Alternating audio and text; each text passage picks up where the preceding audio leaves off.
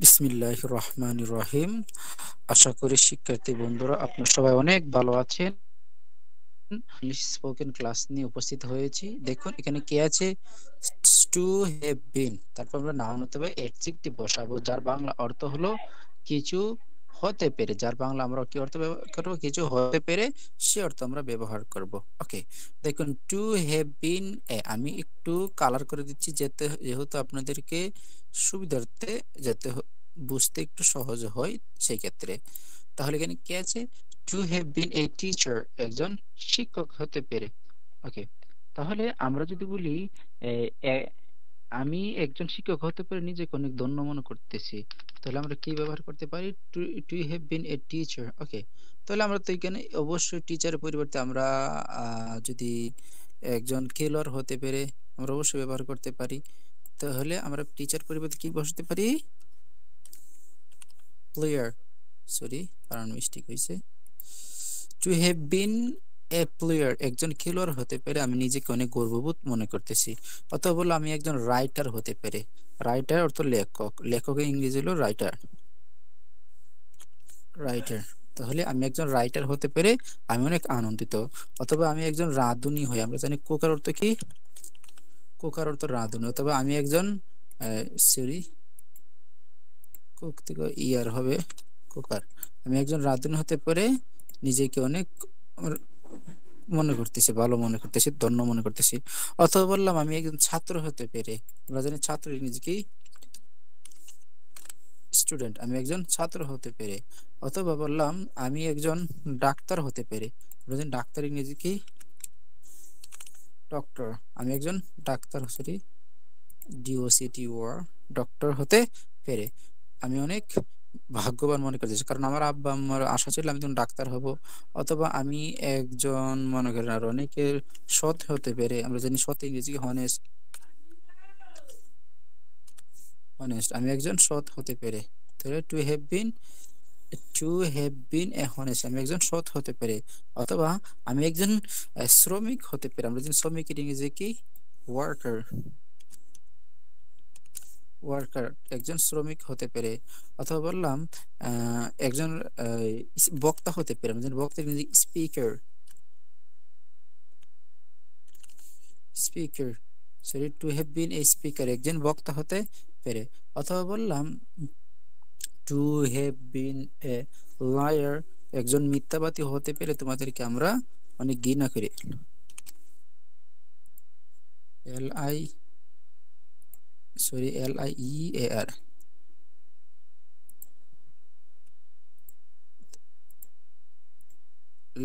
Liar, একজন মিথ্যাবাদী হতে পেরে তোমরা অনেক ভালো। অথবা বিজনেসম্যান, ফার্মার, এভাবে আপনি অনেক কিছু লাগাতে পারেন। ওকে, তারপরে আমরা স্ট্রাকচারটা একটু দেখি।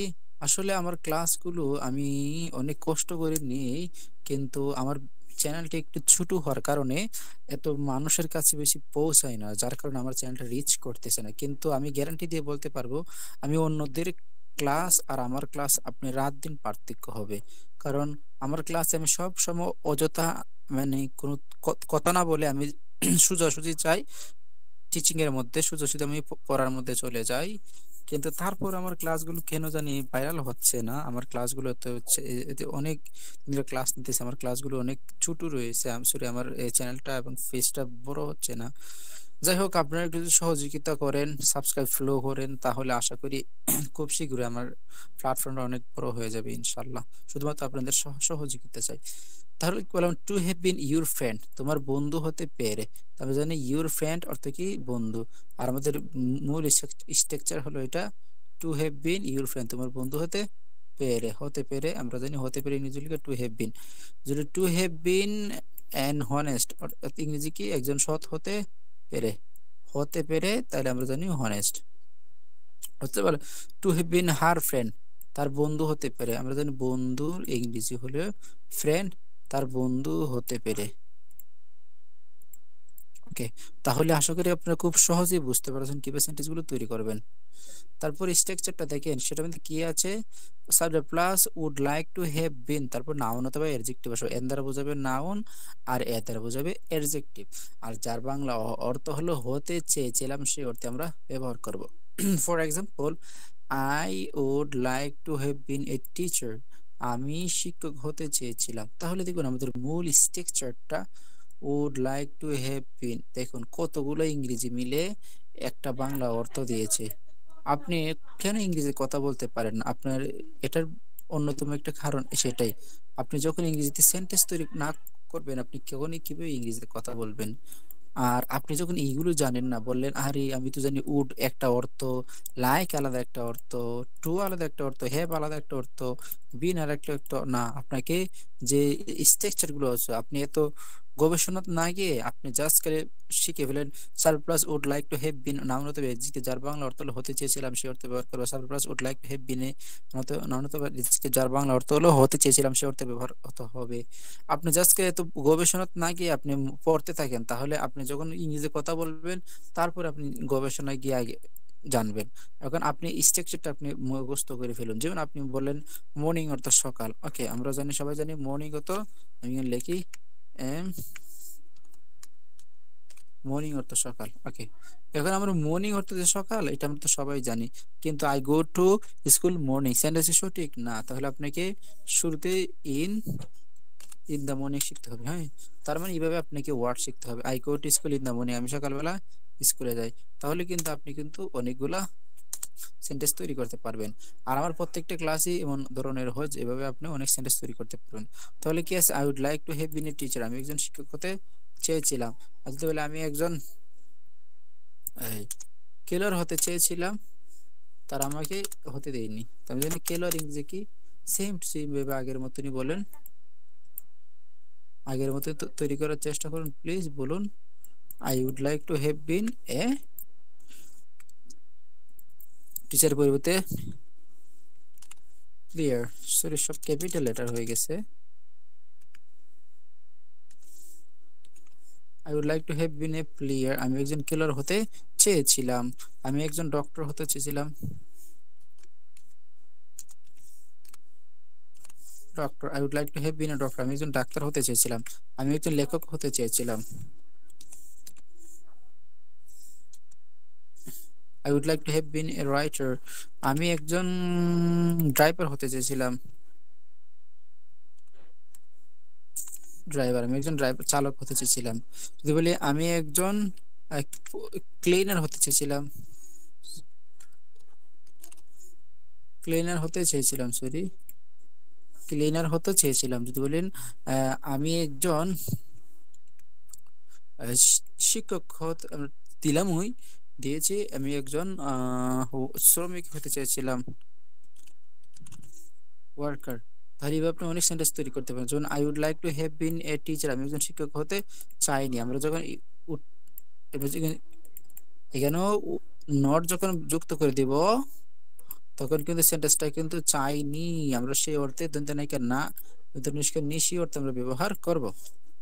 তাহলে কি হলো, আমরা জানি উড, এটা একটা হলো মডেল অক্সিলারি ভার্ব, এবং এটাকে আমরা যদি কি করতে পারি, নট করতে পারি, তাহলে কিন্তু সেন্টেন্স তৈরি হয়ে যায়। অথবা আমরা এটাকে যদি উডটাকে যদি আমরা যদি সাবজেক্টের পূর্বে নিয়ে আসি, তাহলে কিন্তু এখানে পরিষ্কার কি দ্বারা প্রশ্ন করা হবে। তাহলে কি হলো, would you like to have been a teacher, তুমি কি একজন শিক্ষক হতে চেয়েছিলে। এখন আমি যদি বলি তুমি কি একজন শিক্ষক হতে চেয়েছিলে না, সেটাও কিন্তু আমরা ব্যবহার করতে পারি। উডের পর আমরা যদি একটা নট বসিয়ে দিই, তাহলে কি হলো, would you like to have been a teacher, তুমি কি একজন শিক্ষক হতে চেয়েছিলে না। এখন আমরা যদি বলি তুমি কিভাবে একজন শিক্ষক হতে চেয়েছিলাম, জানি হাউ, ইংরেজি কি হাউ অর্থ কিভাবে, তাহলে কি হলো, how would you like to have been a teacher, তুমি তুমি কিভাবে একজন শিক্ষক হতে চেয়েছিলে। আর যদি বলি তুমি কেন একজন শিক্ষক হতে চেয়েছিলাম, জানি হোয়েন, কেন ইংরেজি কি, হোয়েন অর্থ সরি কখন, when would you like to have been a teacher, তুমি কখন একজন শিক্ষক হতে চেয়েছিলে। Very good. অথবা আমি বললাম এই এই কোথায় তুমি একজন শিক্ষক হতে চেয়েছিলে, হোয়ার তো কোথায়, where would you like to have been a teacher, তুমি কোথায় একজন শিক্ষক হতে চেয়েছিলে। যদি বলে তারা কোথায় একজন শিক্ষক হতে চেয়েছিল, আপনি এই সেন্টেন্সটাকে আবার নিয়ে আসুন, তারা কোথায় একজন শিক্ষক হতে চেয়েছিল, এই সেন্টেন্সটাকে আবার আপনি নিয়ে আসুন। এখানে ইউর পরিবর্তে দিয়ে বসিয়ে দিন, তাহলে কি হলো, why they would like to have been a teacher, তারা কেন একজন শিক্ষক হতে চেয়েছিল, দেখুন কত সেন্টেন্স তৈরি হয়ে যায়। আপনি এখানে দের পরিবর্তে এখানে আপনি ব্যবহার করুন, আই ব্যবহার করুন, সেন্টেন্স কিন্তু হয়ে গেছে। আপনি দের পরিবর্তে উই ব্যবহার করুন, সেন্টেন্স কিন্তু হয়ে গেছে। আপনি এখানে দের পরিবর্তে হি ব্যবহার করুন অথবা সি ব্যবহার করুন, সেন্টেন্স কিন্তু হয়ে গেছে। আপনি এখানে আপনি এখানে সরি আপনি এখানে দের পরিবর্তে হি ব্যবহার করুন, সেন্টেন্স কিন্তু হয়ে গেছে। আপনি দের পরিবর্তে ইট ব্যবহার করুন, সেন্টেন্স কিন্তু হয়ে গেছে। আসলে আমি কত সেন্টেন্স দেখাবো, সেন্টেন্স মানে লেখলে অনেক লেখা যায়। তাই আপনাদেরকে আমি এইভাবে ক্লাসগুলো তৈরি করি। আসলে আমার কেন চ্যানেলটা পেজটা বড় হচ্ছে না, অত পরিশ্রম করার পরেও চিন্তা করতেছি আর ক্লাস করব না। কারণ এত পরিশ্রম করার পরেও চ্যানেলগুলা আমার বড় হচ্ছে না, কারণ এত পরিশ্রম করে তো লাভ পাচ্ছে না। যাই হোক, আপনাদেরকে আমি শিখাতেছি, ভালো কিছু দিতেছি। কারণ একটা ক্লাস তৈরি করতে অনেক কষ্ট লাগে, কারণ একটা ভিডিও ধারণ করতে হয়, টাইপিং করতে হয়, রেকর্ড করতে হয়, এডিট করতে হয়, সর্বশেষ এমবি ওয়াইফাই খরচ করে আপলোড করতে হয়, তামিল লিখলে টাইটেল লিখতে হয়। সরাসরি কি আপনাদের কাছে আপনারা খুব ইজিলি ভাবে দেখতে পারেন। তখনই আমাদের কষ্টগুলো সার্থক সার্থক হয়ে যায়, সমাধান হয়ে যায়, যখন আপনারা আমাদের একটা গঠনমূলক মন্তব্য করেন এবং উৎসাহিত করেন আমাদেরকে আরো ভিডিও তৈরি করার জন্য। আর যাই হোক, ভালো থাকেন, সুস্থ থাকেন, অন্য দেখাবো অন্য কোনো টিউটোরিয়াল নিয়ে। আসসালামু আলাইকুম রহমতুল্লাহি ওয়া বারাকাতুহু।